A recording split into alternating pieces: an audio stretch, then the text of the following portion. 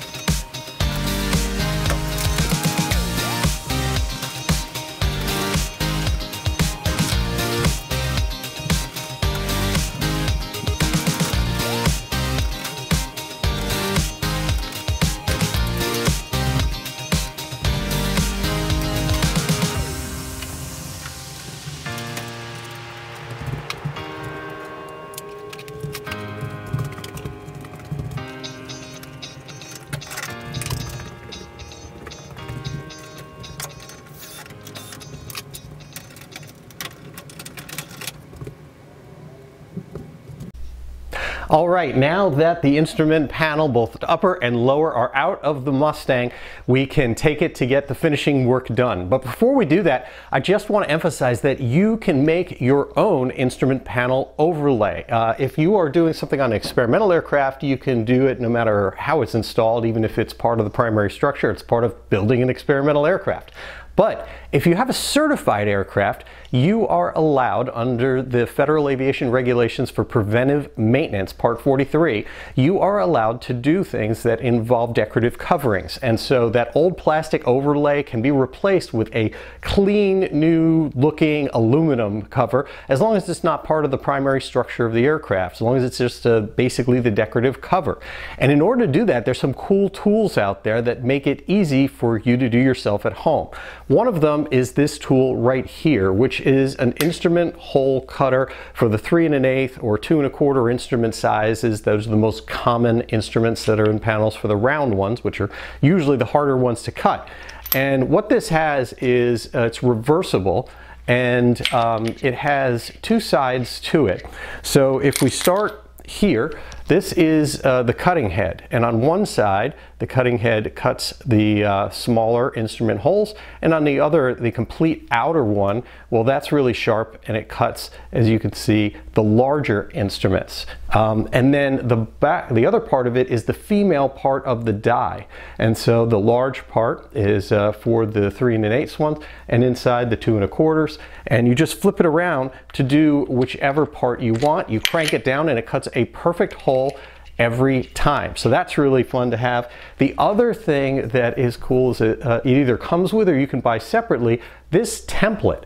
This template, once you have a hole created, goes in, and then again, the same thing is reversible, and it goes in and helps you drill where the screw holes are going to go around the perimeter. So you get a perfect instrument hole every single time. So great tools to have, or just borrow from your mechanic or someone else has used them in the past, but you can very easily go and make an instrument panel overlay for yourself. So now let's go over to my friends at Amgen and show you what it's like to have your panel finished in a way that it's going to be protected for years to come.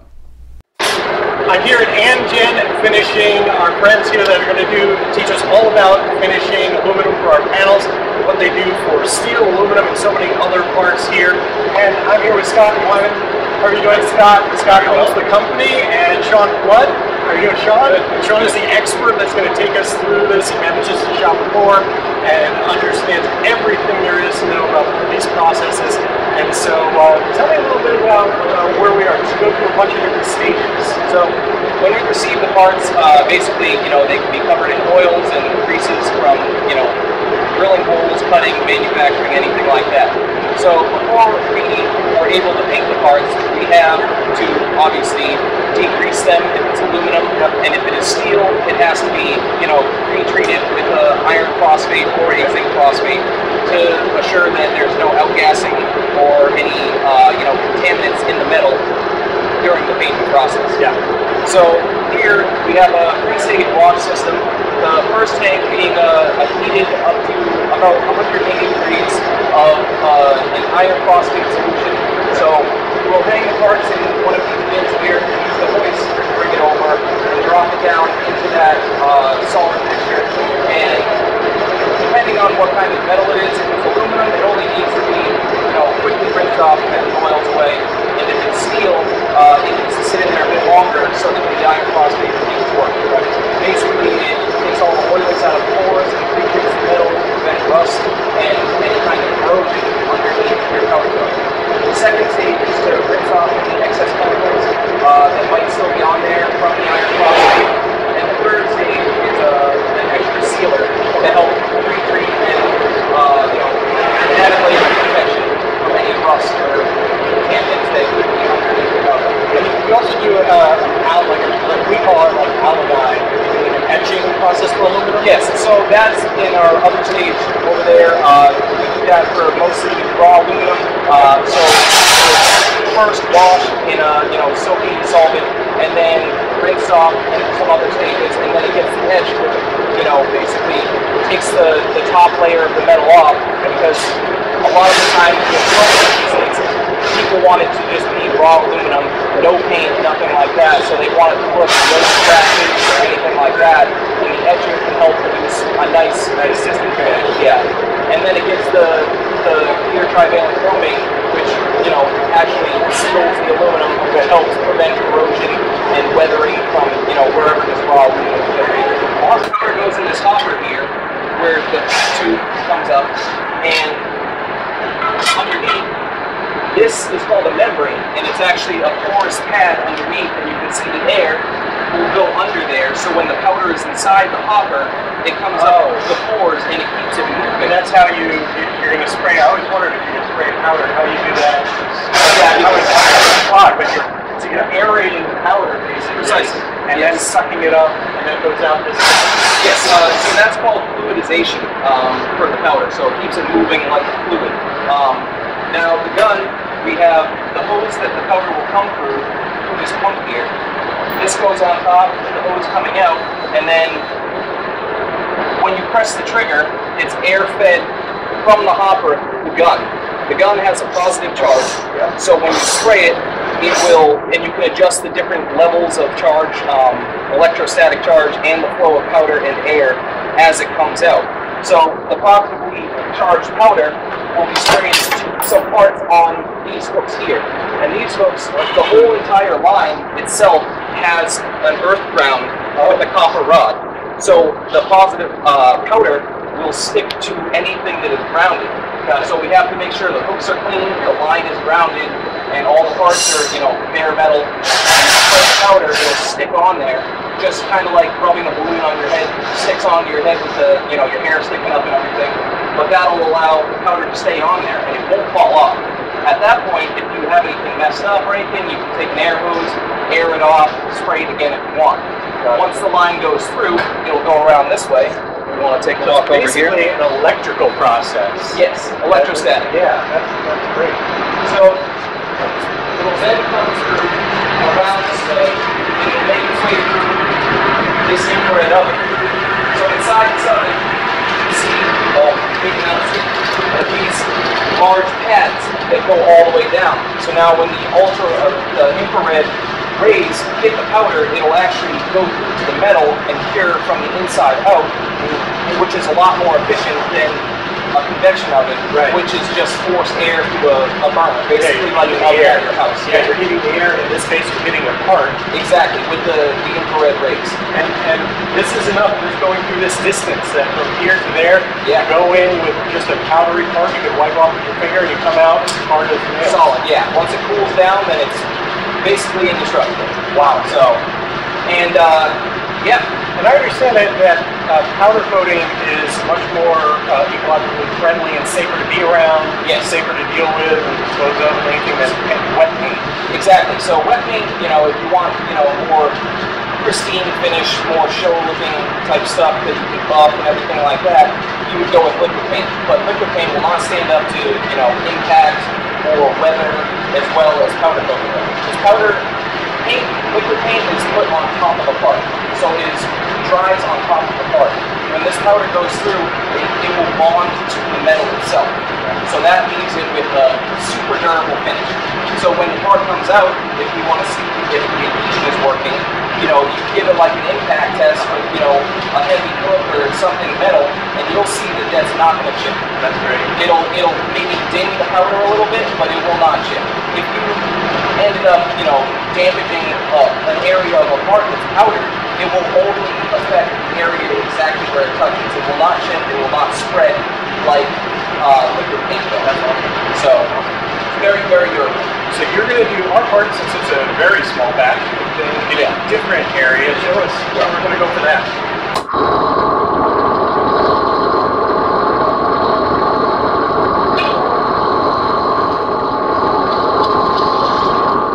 I love the technique. You can tell you've been doing this forever.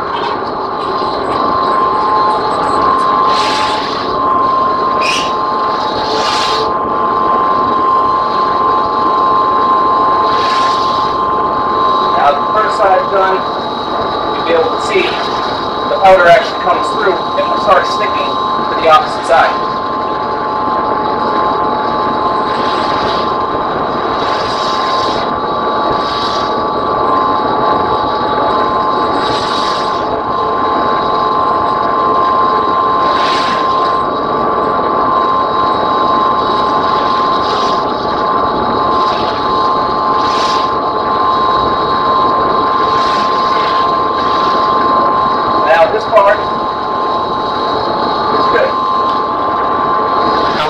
Now we want to be careful, obviously, it's easier on the line, you don't end up having to move the parts around, so you don't have to worry about messing anything up with the hook is hanging or anything like that. But if you, I can show you on the wall here, if you spray this powder, it'll just wipe off. Yeah. Just like that. You use air, anything like that, but once it goes through the oven, that's when it starts to gel, and it reaches a flash point. And from there is when it starts curing, and then it'll harden after it cools down.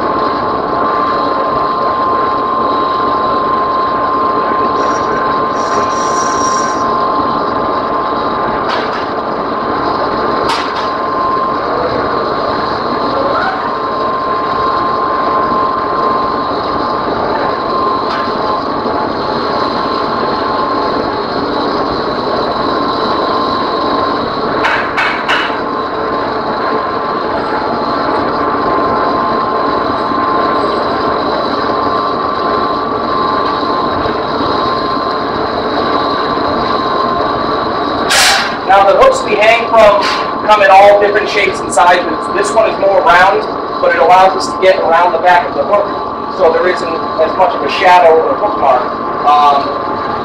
The only problem with that is it causes the part to spin a little bit more when you're doing it. So we usually opt for the other one when we're painting on the line, just for a little bit more ease. Now, obviously, you've been doing this forever, and how important is the technique that you're using? So the thing is, you have to be very steady with both hands, because if you end up shaking the hose too much, or shaking the tip of the gun too much, the color will end up building up in here.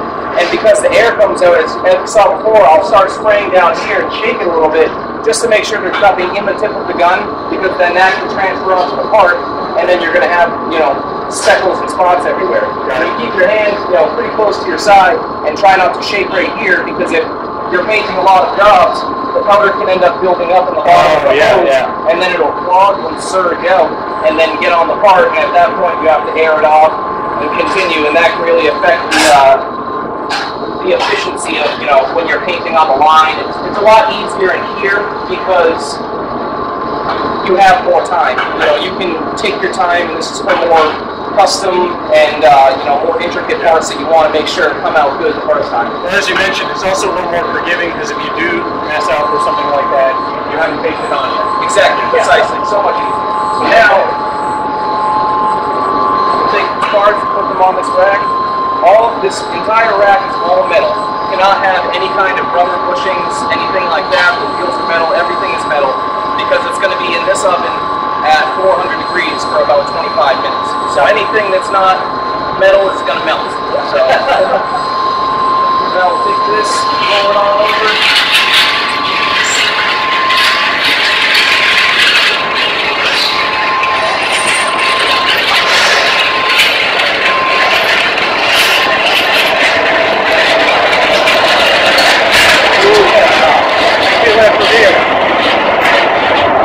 As you can see up there, open plate, all of these vents, all of it gets pulled down, and the sun gets the air off the side, so the entire oven will be at a consistent 400 degrees all the time. And we put it in there, and we wait. All right. Well, while we're waiting, show us a little bit about how the lettering goes on. Okay. That stage. So in this department is our silkscreen department.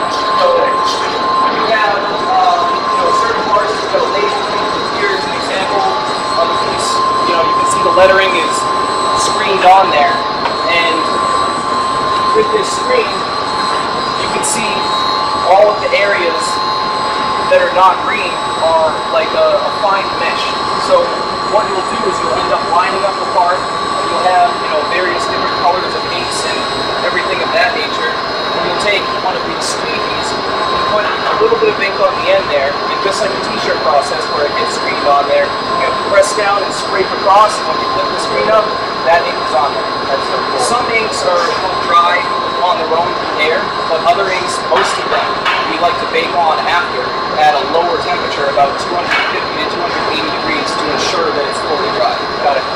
So very, very cool. And Scott was explaining to me that when you look at these, and here's one that you can actually see lettering on, which is that's the area that ink will pass through. It won't pass through the green, but that it hovers just above. You actually don't touch the screen directly.